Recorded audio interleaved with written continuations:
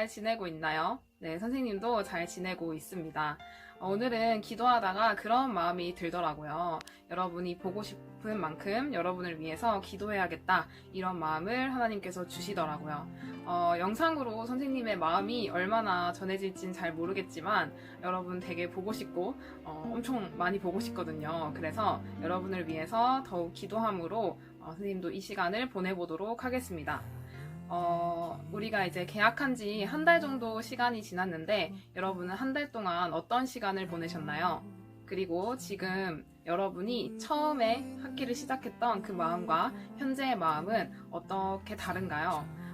지금 많이 지쳐있는 친구들도 있고 한 달 동안 많이 힘들었던 친구들도 있고 또 잘해왔던 친구들도 있고 네, 여러 각자의 상황이 다를 텐데 새롭게 우리가 4월을 이제 시작하잖아요. 새롭게 다가오는 달에는 또 새로운 마음가짐으로 다시 마음을 다잡고 시작해봤으면 좋겠습니다.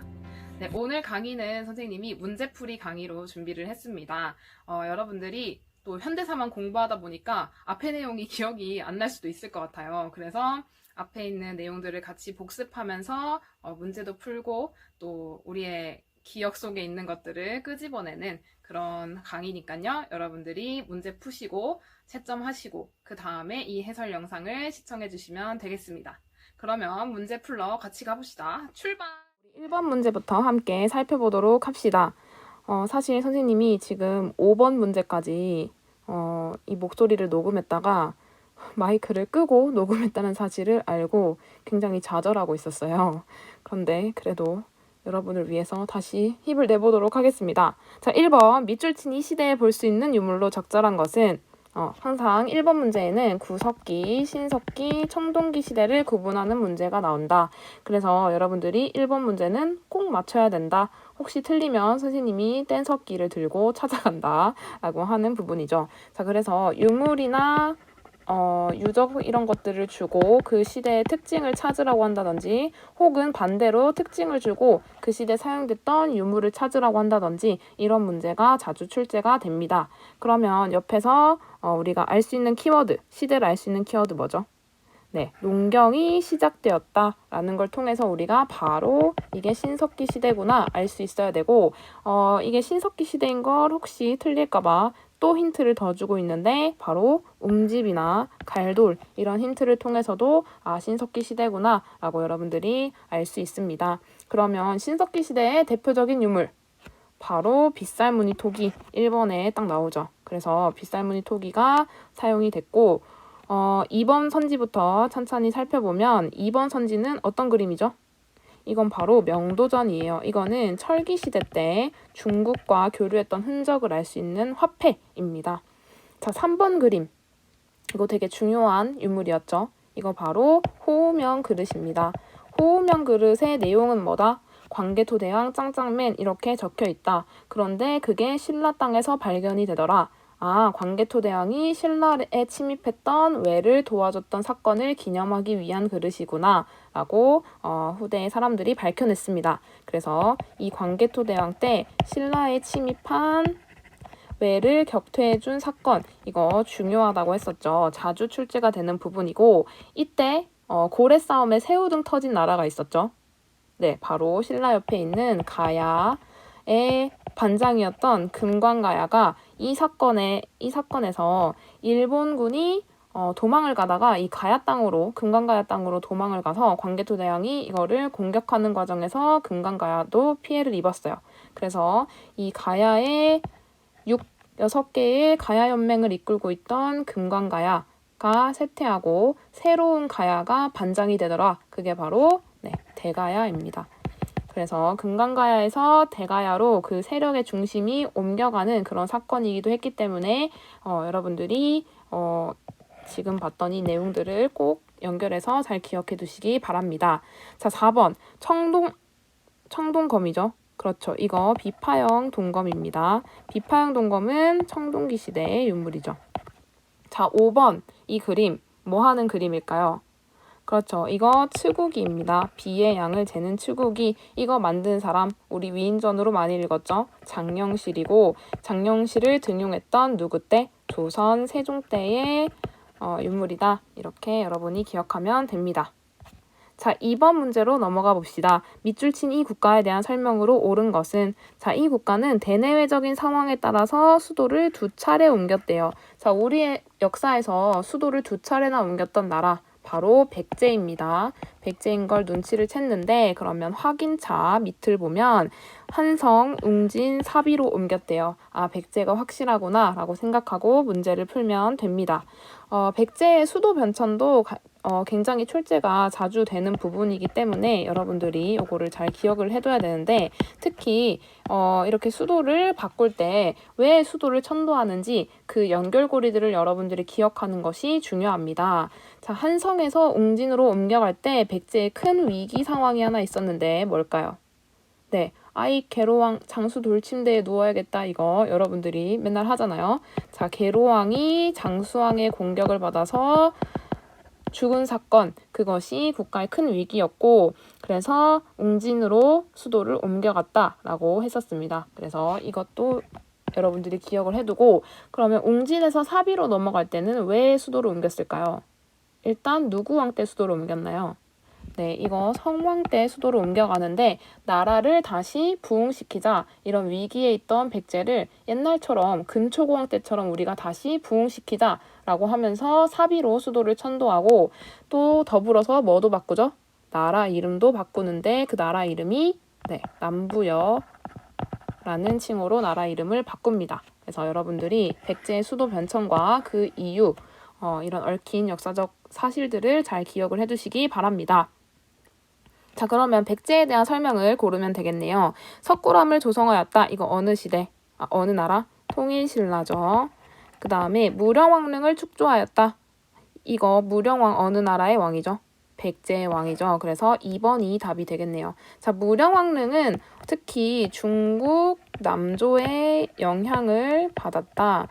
벽돌 무덤의 양식으로 축조되었다. 이런 식으로 설명이 이렇게 얽혀서 나오는 경우도 있기 때문에 여러분이 이것까지 잘 기억을 해두시기 바랍니다. 자, 동의보감을 편찬하였다. 누가 편찬했나요? 네, 이거 허준이 편찬하는데 이거 광해군 때의 일입니다.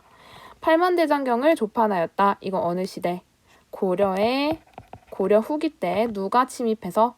네, 몽고가 침입했을 때 그 불교의 힘을 빌려서 이런 침입을 격퇴하고자 만들었던 것이 바로 팔만대장경이었죠. 자, 경천사지 10층 석탑을 건립하였다. 이거 어느 나라의 유물이죠?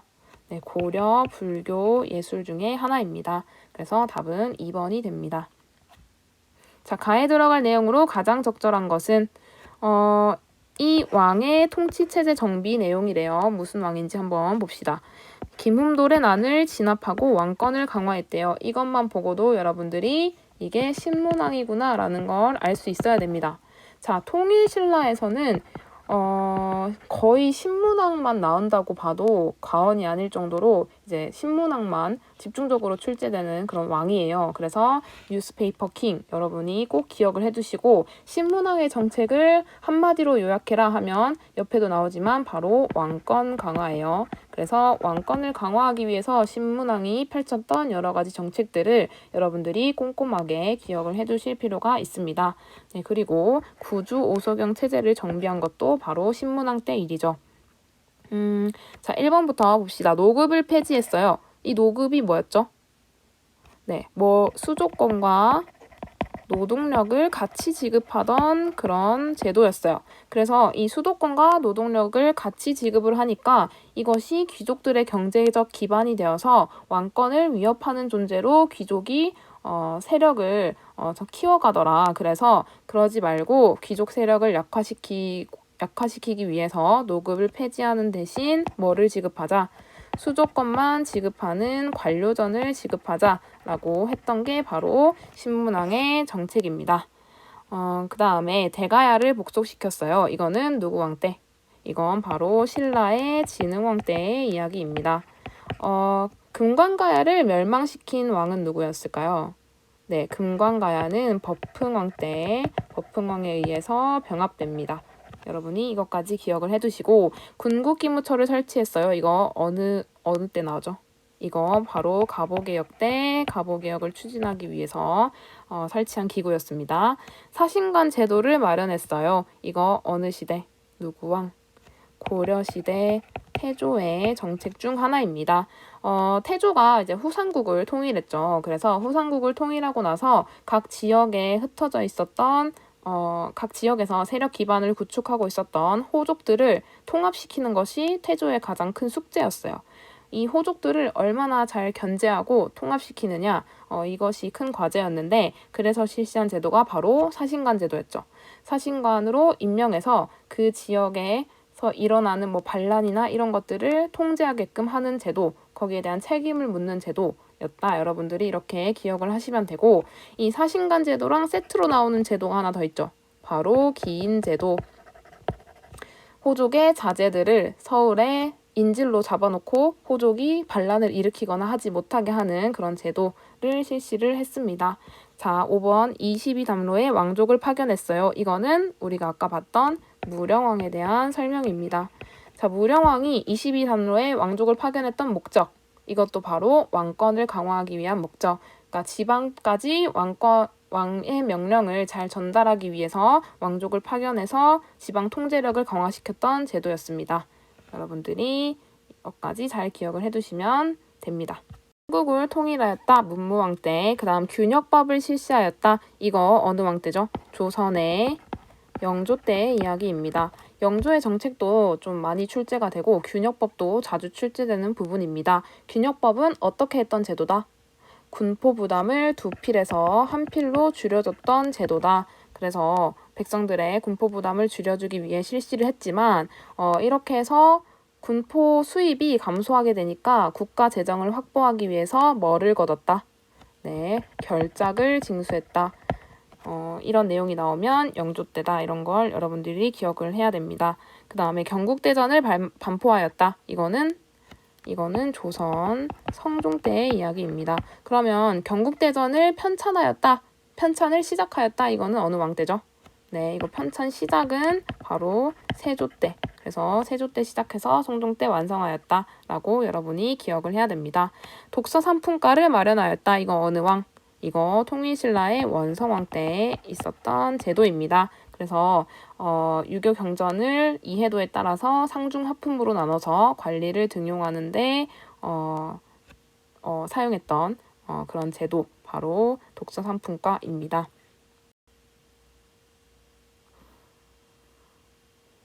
자, 밑줄 친 나라의 경제 상황으로 옳은 것은 했습니다. 자, 여기서 보니까 키워드로 보이는 게 은병, 활구 이런 것들이 키워드로 보이네요. 이거 어느 시대? 고려시대의 경제 상황.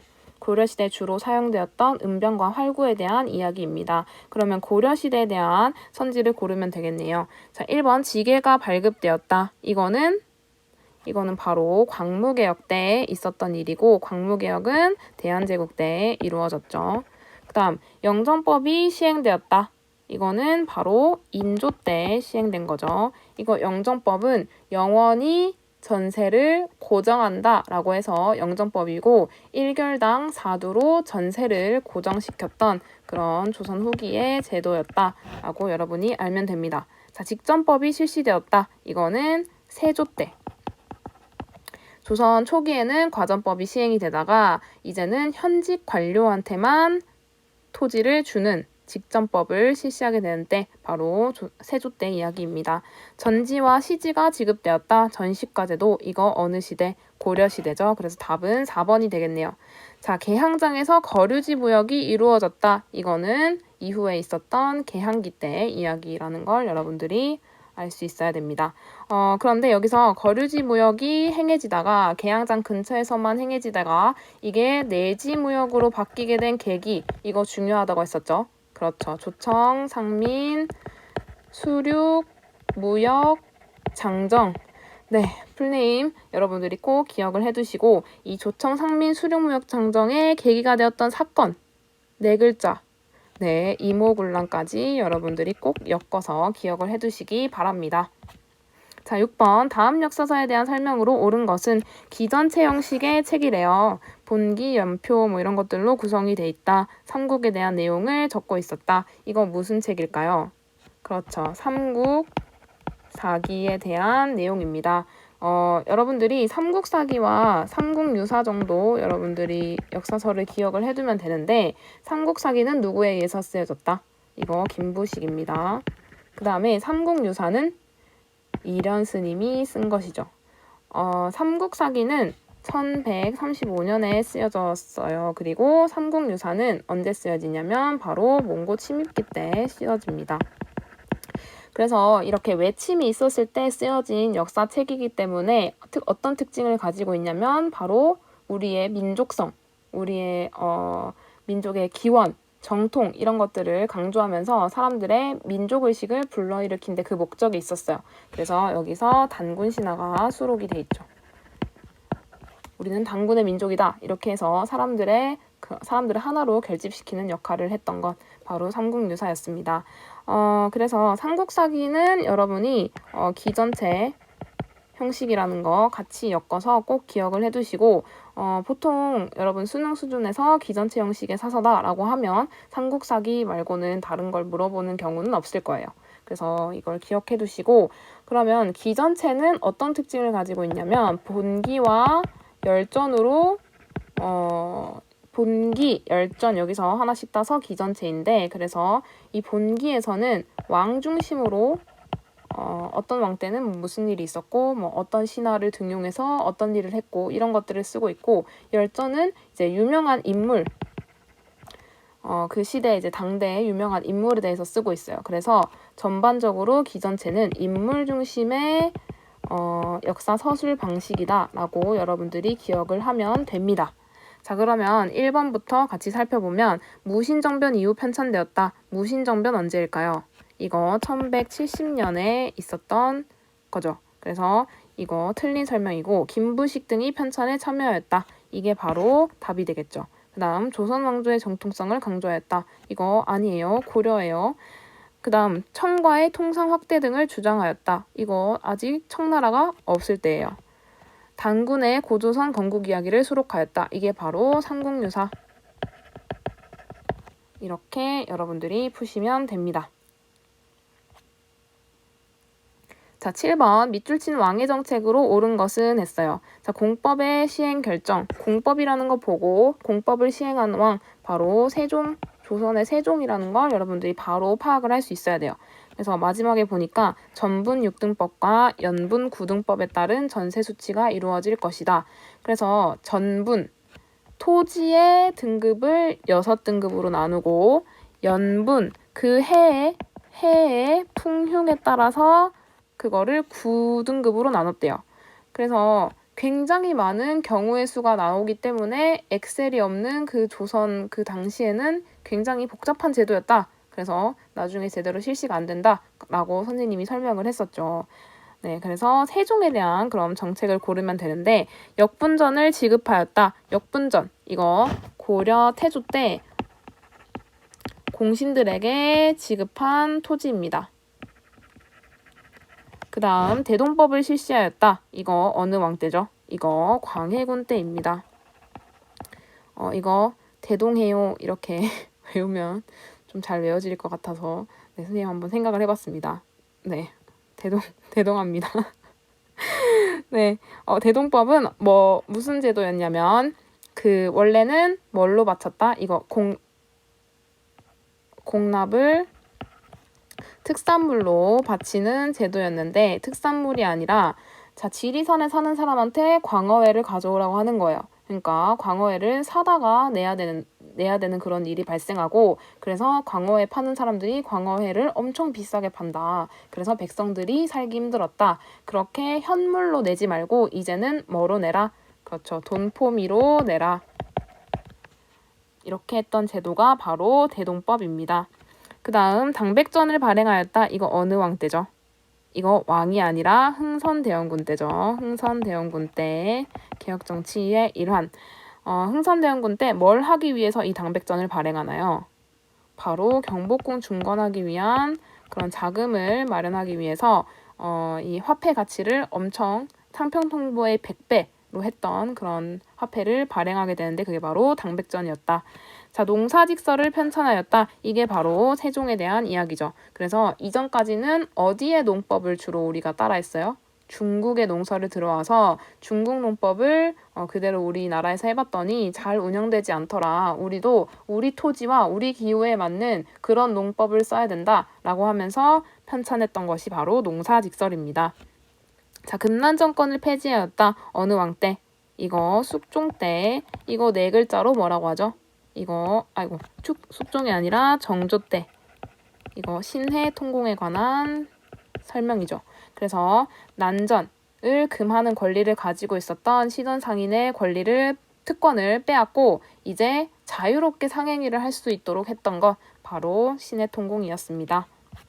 자, 8번 가나 사이에 있었던 사실로 옳은 것은 했어요. 권율이 행주산성에서 싸웠던 사건. 그랬더니 왜군이 공격해오자 막 열심히 싸웠더니 적이 달아났대요. 이거 무슨 전쟁? 이거 임진왜란에 대한 설명이죠. 그 다음 임금과 신하가 청해 군대에 의해서 남한산성에 포위된 지 엿새째가 되었대요. 이거 무슨 전쟁? 이거 병자호란에 대한 글입니다. 그럼 여기 사이에 있었던 사실을 여러분들이 골라보면 되겠네요. 자, 별기군이 창설되었다. 이거 언젠가요? 이거 개화정책 추진할 때 시행되었던 거죠. 그래서 아니고 인조반정이 일어났다. 이게 바로 답이 되겠네요. 네, 임진왜란에서 병자호란으로 넘어갈 때 있었던 일들, 조선 정치의 흐름을 잠깐 살펴보면 임진왜란 이후에 광해군이 왕이 됐죠. 이 광해군이 펼쳤던 외교정책, 중립 외교정책, 어디와 어디 사이에서 후금과 명나라 사이에서 중립 외교정책을 펴고 있었어요.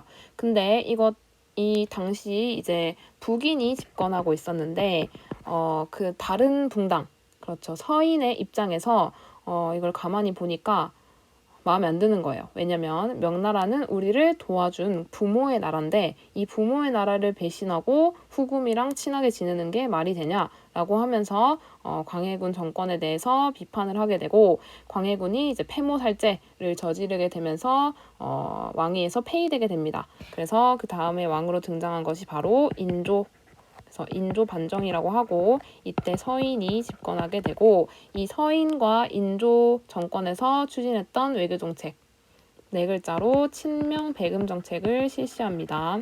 그래서 명나라랑 친하게 지내고 후금 저 오랑캐들이랑은 상종도 안 하겠다라고 했던 그런 정책입니다. 자, 그럼 후금의 입장에서 생각해보면 이런 조선의 행동이 마음에 안 들었겠죠. 그래서 쳐들어온 사건이 바로 정묘오란. 이게 1627년에 후금일 때 쳐들어온 거고 이때 이제 간신히 이제 화해하고 돌아갔다가 다시 병자호란 1636년에 청나라로 이름을 바꾸고 쳐들어오게 되는 게 바로 병자호란입니다. 그래서 이 병자호란에 의해서 인조가 삼전도에서 머리를 9번 찍고 3번 절했던 그 삼배구고두 했던 그 사건 바로 삼전도의 굴욕이죠. 여기까지 여러분이 흐름을 알아두실 필요가 있습니다. 네, 그러면 교정도감이 설치되었다. 교정도감 언제죠? 이거 바로 무신정권 때 이야기입니다. 그 다음 간도협약이 체결되었다. 이거는 숙종 때 이야기입니다. 홍경래의 난이 발생하였다. 이거 조선 후기에 삼정의 문란 등 여러 세도 정치의 폐단 때문에 일어났던 사건. 그래서 답은 2번이 됩니다. 이제 가국왕에 대한 설명으로 옳은 것은 했습니다. 가의 화성행차. 자, 화성 보면 어느 왕인 거 바로 알아야 되죠?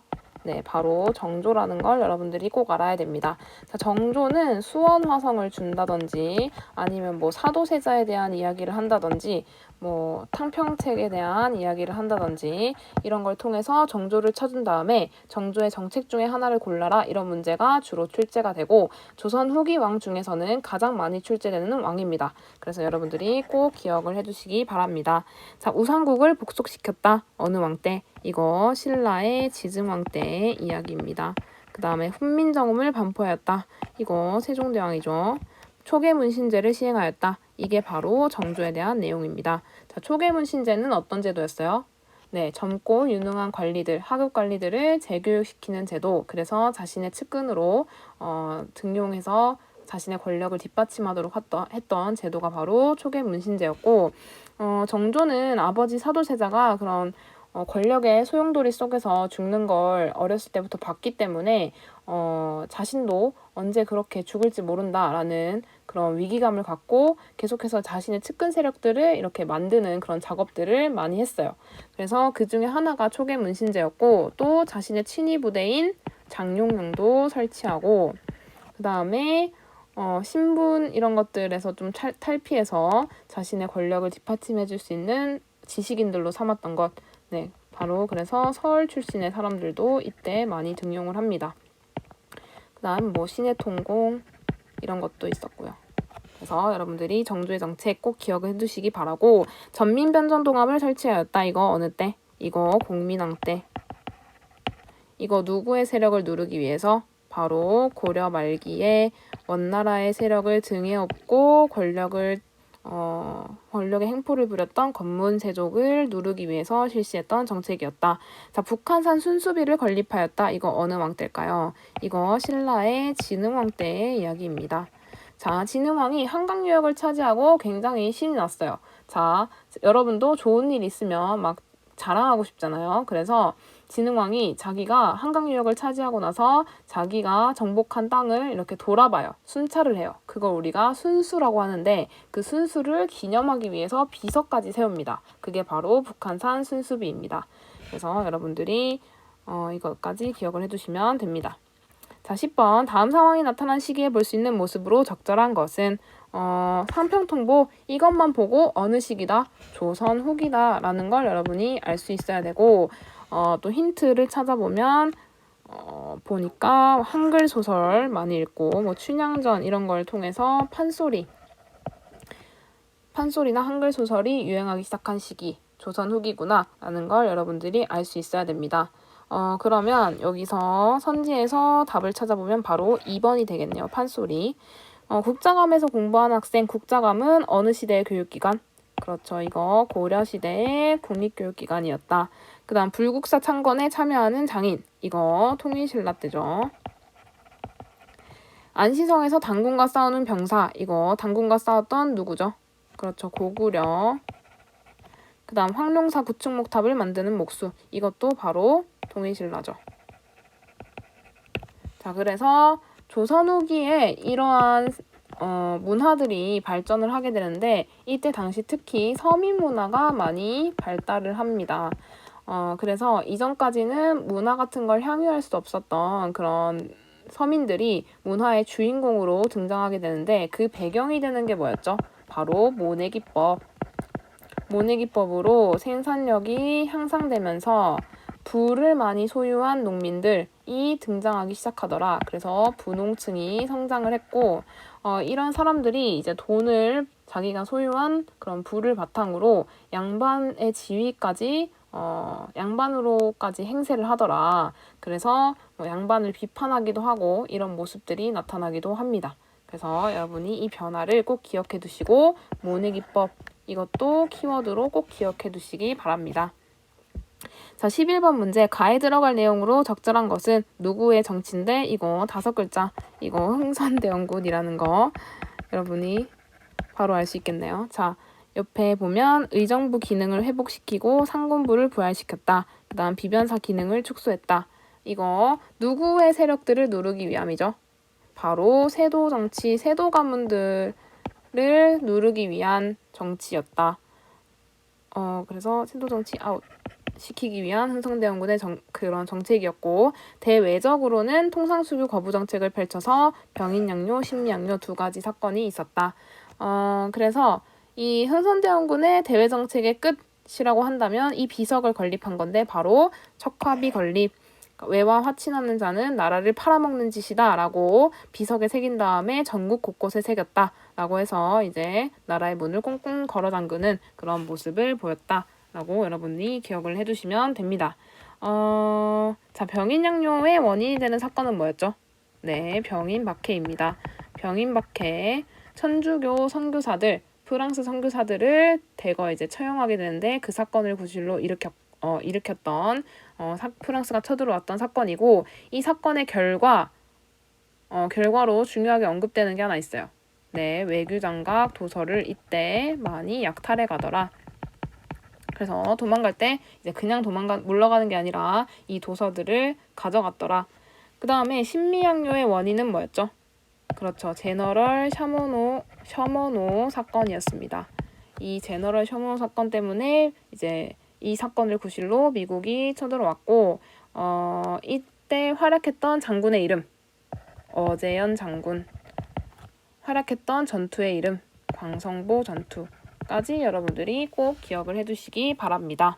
네, 그리고 이제 흥선대원군이 이렇게 외세에 대한 그런 반감을 가지고 있었던 거에 정점을 찍었던 그런 사건이 하나 있었죠. 바로 오페르트 도굴 사건. 그래서 독일 상인인 오페르트가 흥선대원군의 아버지였던 남영군의 묘를 도굴하려다가 실패했다. 닭이 울어서 이제 도굴하다가 이제 하도 우리나라 무덤이 단단하고 강하니까 이거를 다 하지 못하고 닭이 울어서 걸렸던 사건. 그래서 이걸로 인해서 더욱 외세에 대한 반감이 심했다라고 했었죠. 그다음 별무반 조직. 이거는 언젠가요? 이거 별기군이랑 헷갈리면 안 돼요. 이거 고려시대 여진을 막기 위해서 윤관이 건의해서 조직한 군대입니다. 청해진 설치. 이거 청해진 하면 누구? 장보고 활약했던 통일신라 시대에 대한 이야기입니다. 자, 강동육주 확보. 여기서 누가 활약하죠? 그렇죠. 고려의 장군이었던 서희가 단판을 지어서 강동육주 확보합니다. 천리장성 축조. 이거는 그렇죠. 고려시대 때 축조한 그런 장성입니다. 그래서 다음으로 넘어가서 12번 문제. 다음 상소문이 작성된 시기를 연표해서 옳게 고른 것은 최익현 일단 힌트로 등장하죠. 이웃나라 군주를 겁박하고 국모를 시해한 자를 돕는다는 내용이 있을 리가 없다. 이거 어떤 사건을 이야기하는 걸까요? 바로 을미사변을 이야기하는 거죠. 자, 을미사변과 뭐에 대해서 반발해서 최익현 등이 일으켰던 을미의병을 이야기하는 것인데 여기에 들어갈 거 뭔가요? 바로 단발령이죠. 그래서 이 을미의병에 관한 그런 상소문입니다. 그러면 여기에 대한 걸 골라보면 바로 답은 5번이 되겠네요. 자, 의병운동은 크게 3개로 나누어집니다. 을미사병과 단발령에 의해서 일어났던 을미의병, 그 다음 일어났던 의병은 을사조약의 항거에서 일어났던 을사의병. 여기서 그 돌돌장군 등장하죠. 그래서 평민 출신 의병장이었던 신돌석이 활약했던 때 바로 이때 이야기입니다.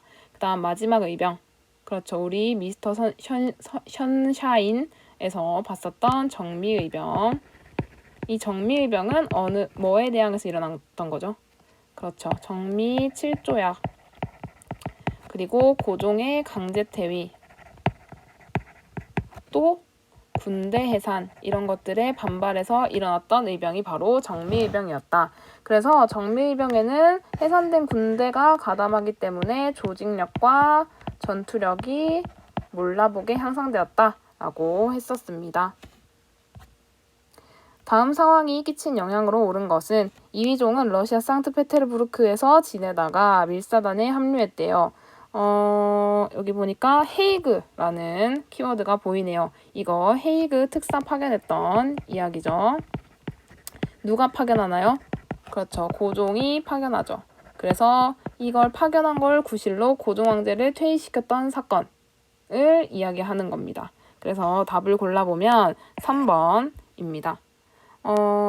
네, 나머지 선지도 함께 살펴보면 영선사가 파견되었다. 이거 어느 나라에 파견한 거죠? 청나라에 파견한 거고, 특히 뭐를 배워왔다? 무기 제조 기술 이런 것들을 배워왔던 그런 사절단이 바로 영선사입니다.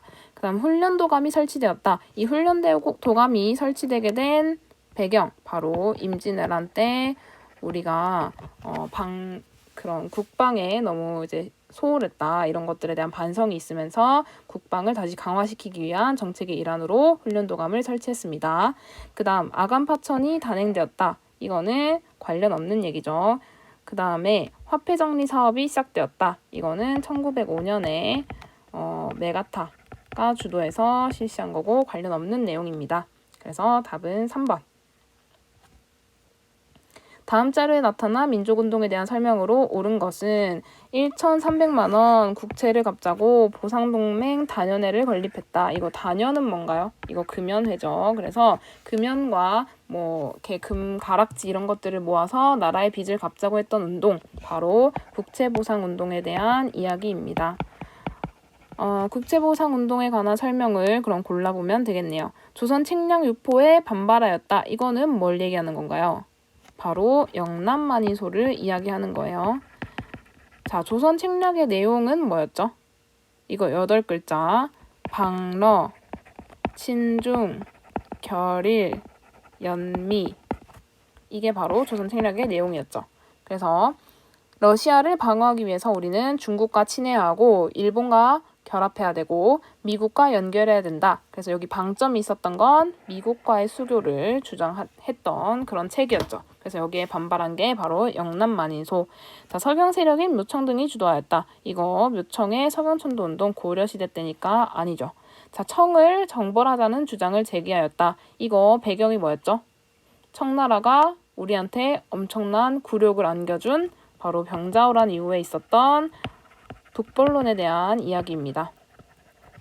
그 다음 대한매일신보 등 언론의 지원을 받았다. 이게 바로 답이 되겠네요. 그래서 국채보상운동이 널리 퍼지는 데에 도움을 주었던 신문 대한매일신보였고, 대한매일신보는 사장이 어디 나라 사람이다? 그렇죠. 영국인인 베델이 사장으로 있어서 일본이 함부로 여기에 관여할 수 없었다. 그래서 우리의 독립운동에 굉장히 많은 도움을 주었던 언론사가 바로 대한매일신보였죠. 그 다음 일제 황무지 개강권 요구를 저지하였다. 이거 바로 보안회에 대한 이야기입니다. 그래서 답은 4번이 되겠네요. 자, 가운동에 대한 설명으로 옳은 것은 이거 딱 보고 유관순이라는 힌트를 주고 있죠. 바로 3.1운동에 대한 이야기입니다. 자, 3.1운동이나 대한민국 임시정부 같은 경우에도 꼭 한 번씩 둘 중에 하나는 꼭 출제가 되는 그런 부분입니다. 그래서 사실 나오면 별로 어렵게 출제되는 부분은 아니기 때문에 여러분들이 그냥 나오는구나 라고 그냥 생각해두면 됩니다. 자, 신분제 폐지를 요구하였다. 이거 어느 때죠? 이거 동학농민운동 때 있었던 그런 이야기입니다. 결국에 동학농민운동 때 이 신분제 폐지를 요구하고 그것이 반영되어서 갑오개혁 1차 개혁 때 이게 반영이 되죠. 그 다음 신탁통치 결정에 반대하였다. 이거 완전히 뒷식이죠. 그 다음 삼정이정청의 설치에 영향을 끼쳤다. 이거 무슨 사건? 이거 임술농민봉기에 관한 설명입니다. 임술농민봉기는 세도정치기에 일어났고 세도정치의 가장 큰 문제는 삼정의 문란이더라. 전정, 군정, 환곡.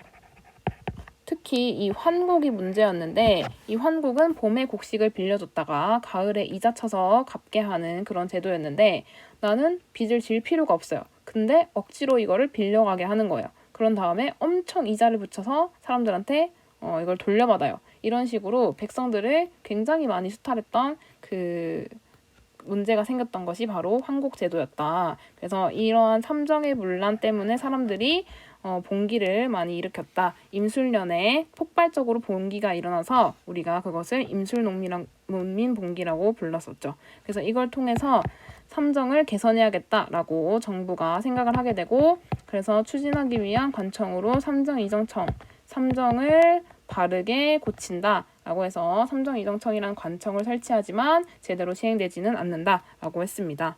평안도 지역에 대한 차별에 항거하였다. 이거 홍경래는 아니죠. 그 다음 일제강점기 최대 규모의 민족운동이었다. 이게 바로 3.1운동에 대한 설명이네요. 자, 3.1운동에 대한 설명, 이 최대 규모의 민족운동이었다라는 설명도 그렇고 또 한 가지 또 가장 많이 언급되는 것이 바로 뭐 중국의 오사운동이나 인도의 반영운동에 영향을 주었다. 그래서 국제적으로도 큰 영향을 주었던 사건이고 그리고 이 3.1운동에 참여한 계층이 어느 한 계층이 아니라 우리 전 국민, 전 계층이 참여했다라는 점에서 의의를 가지고 있습니다. 그리고 뭐의 수립에 영향을 미쳤다? 대한민국 임시정부의 수립에 영향을 미쳤다. 이 세 가지 정도 꼭 기억을 해두시기 바랍니다.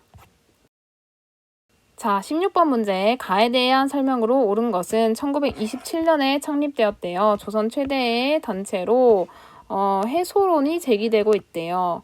그 다음에 뭐 정우의 선언, 민족협동전선 이런 것들을 보고 어느 단체라는 걸 알 수 있죠? 바로 신간회라는 단체라는 걸 우리가 알 수 있습니다.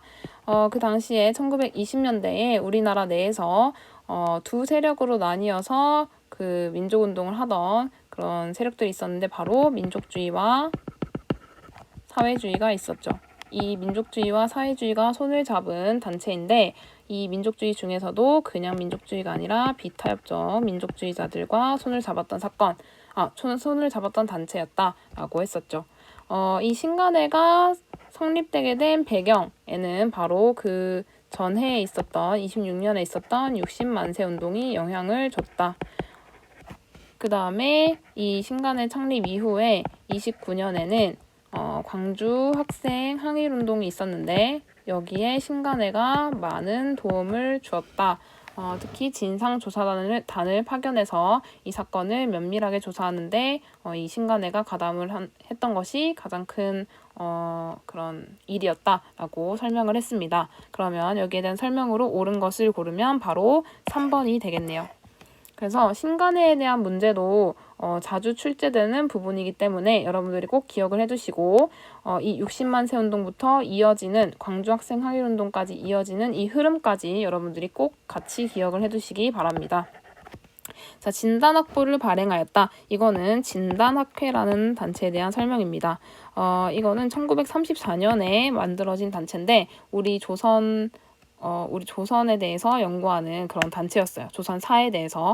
그래서 역사연구단체라고 여러분들이 기억을 하시면 되고, 이렇게 딱히 뭐 답이 될 그런 단체는 아니기 때문에, 이 정도만 알아두면 됩니다. 자, 밀립대학 설립운동을 주도하였다. 이거는 바로 밀립대학 설립기성회라는 단체입니다. 네, 그냥 이름만 보고도 뭐 하는 단체인지 바로 알 수 있죠. 그 다음 오산학교와 대성학교를 설립하였다. 이거 어느 단체죠? 이거 신간회랑 항상 헷갈리는 신민회라는 단체에 대한 이야기입니다. 자, 독립문 건립을 위한 모금운동을 전개하였다. 독립문 건립 어떤 단체가 있었죠? 바로 독립협회에 대한 이야기입니다. 다음 문제. 밑줄 친 이 국회에 대한 설명으로 옳은 것은 자, 이제 드디어 현대사로 넘어왔습니다. 자, 이 국회에 모여서 먼저 헌법을 제정하고 독립민주정부를 재건하고자 한다. 우리 민족 최초의 민주선거에 만들어진 국회, 바로 재헌국회에 대한 설명입니다. 재헌국회가 했던 일들에 대해서 고르면 되는 문제죠. 그래서 관민공동회를 개최하였다. 이거 어느 단체인가요? 바로 독립협회입니다. 그 다음 통리기무화문을 설치하였다. 이거 개화정책 추진기구죠. 한참 이전의 이야기고 김구를 주석으로 선출하였다. 이거 어느 정부? 대한민국 임시정부. 좌우합작 7원칙을 발표하였다. 이거는 언제? 이거는 해방 이후 정부 수립 과정에서 있었던 일입니다. 그래서 남한만의 단독 정부가 수립될 위기에 처하니까 그때 당시에 이제 1차 미소공의가 결렬되고 이승만의 정읍 발언 이런 것들이 있으니까 우리 좌익우익 나눠서 찬탁 반탁 이렇게 나눠서 싸우지 말고 우리 같이 힘을 합치자 했던 단체가 바로 좌우합작위원회였고 그 좌우합작위원회에서 발표한 원칙입니다. 그 다음 반민족행위처벌법을 제정하였다. 이게 바로 재헌국회에서 했던 일이죠. 재헌국회에서 했던 일 또 하나 더 얘기해보자면 바로 농지개혁이 있었죠. 농지개혁법을 제정을 해서 당시에 이제 농지들을 다시 농민한테 분배해 주려는 그런 시도들을 했었다라고 했습니다. 발표된 시기의 정부에 대한 설명으로 옳은 것은 이라고 했는데 두 나라 이런 걸 보니까 이거 통일정책에 대한 문제구나 라고 여러분이 생각을 하면 되고 정권의 영향을 많이 받는 역사시험의 특성상 올해 굉장히 나올 가능성이 큰 문제다라고 여러분들이 생각을 하면 됩니다. 자, 그러면 남북한 유엔 동시 가입했던 때는 언제냐 하면 아직 안 배웠는데 1991년의 이야기입니다. 그래서 이거 언제냐? 바로 노태우 정부 때 이야기예요. 그래서 답을 골라보면 홍범 14조를 반포하였다. 이거 어느 때? 이거 갑오개혁 때인데 몇 차 때? 2차 때. 그래서 2차 갑오개혁 때 얘기고 한참 전이죠. 그 그 다음 새마을운동을 시작하였다. 누구 정부? 박정희 정부 때. 그 다음 개성공단 조성에 합의하였다. 이거 어느 정부 때? 이거 김대중 정부 때입니다. 이때 당시에 분위기 좀 좋았죠. 그 다음 남북 기본합의서를 채택하였다. 이거 바로 노태우 정부 때. 이것도 동일한 연인, 그 연도인 1991년에 있었던 일입니다. 그래서 답은 4번이 되고요. 제2차 남북정상회담을 개최하였다. 이거 언제? 이거 바로 노무현 정부 때 이야기입니다. 네. 작년에 이제 작년인가요? 재작년에 남북 정상회담 한 번 더 했었죠. 그래서 4.27에 남북 정상회담 했었는데 그때 선생님은 닭발을 먹었어요. 그래서 닭발을 먹으면서 남북 한의 그런 화합을 기념하는 의미로 주먹밥을 이렇게 버무려서 먹었던 그런 기억이 있습니다. 선생님이 그때 일기에다가 이거 현대사 수업할 때 꼭 얘기할 거다라고 이렇게 일기에 써놨었는데 네, 이렇게 얘기할 수 있어서 기쁘고 네, 배가 고프네요. 네, 넘어갑시다. 자, 가민주화 운동에 대한 설명으로 옳은 것은 했는데 가민주화 운동은 뭐냐면 3.15 부정선거가 가져온 결과래요. 이것만 보고 우리가 4.19 혁명이구나 라는 걸 알 수 있어야겠죠. 그래서 4.19 혁명에 대한 설명으로 옳은 것을 골라보면 유신헌법의 철폐를 주장하였다. 이거 언제죠? 이거 5.18 광주민주화운동에 대한 설명입니다. 그 다음 단독정부 수립 반대를 내세웠다. 이거 어느 지역에서 있었던? 이거 제주도에서 있었던 무슨 사건? 4.3 사건이었다. 그래서 단독정부 수립 반대, 미국 소련 양군 철수를 주장했던 그런 사건. 그 과정에서 많은 민간인들이 죽었던 그런 사건입니다. 대통령 직선제 개헌을 요구하였다. 이거 무슨 운동? 이거 6월 민주항쟁입니다. 영화 1987. 그 다음 이승만 대통령의 하야를 이끌어냈다. 그렇죠. 답은 바로 4번 이승만 대통령의 하야입니다. 조선 건국준비위원회의 결성에 영향을 주었다. 이거는 해방 직후 우리나라의 정치 동향을 이야기하는 거죠. 그래서 이승만 정부 같은 경우에는 4.19 혁명이 나오기도 하고 또 선생님이 개헌 특강을 그때 했었는데 두 가지 개헌, 4.4.5입 개헌과 발췌 개헌, 이 개헌의 내용들을 여러분들이 꼼꼼하게 알아두실 필요가 있습니다. 자, 20번 문제. 밑줄 친 사건이 일어난 지역을 지도에서 옳게 고른 것은 어제 홍코어 공원에서 일어난 이 사건, 보온병으로 위장한 폭탄, 물병 폭탄, 이거 윤봉길에 의거였죠. 그래서 이거가 일어난 지역은 바로 상해 지역입니다. 상해. 그래서 지도에서 고르면 답은 1번인데 그러면 나는 어느 지역? 이거 서울이죠. 그 다음에 다는 이거 청산리 대첩이 있었던 청산리 지역. 그 다음에 라는 연해주 지역입니다. 그 다음에 마는 도쿄예요. 그래서 이 문제는 조금 특이하게 지도 문제로 냈는데 그 의거 활동에 대한 문제를 낼 때 두 단체가 주로 나오죠. 그래서 윤봉길이 속해 있었던 무슨 단체? 한인애국단. 윤봉길과 더불어서 있었던 한 명 더 있죠. 이봉창. 그래서 이봉창, 윤봉길 이 두 사람이 한인애국단 단원이었고 또 한 단체가 더 있었는데 바로 의열단이라는 단체가 있었죠. 이 의열단의 대표 김원봉이란 사람이 있었다. 뭐 김익상, 나석주 이런 사람들이 있었고 이 의열단에서 중요한 것은 이 의열단의 지침이 되었던 조선혁명선언을 누가 써줬다?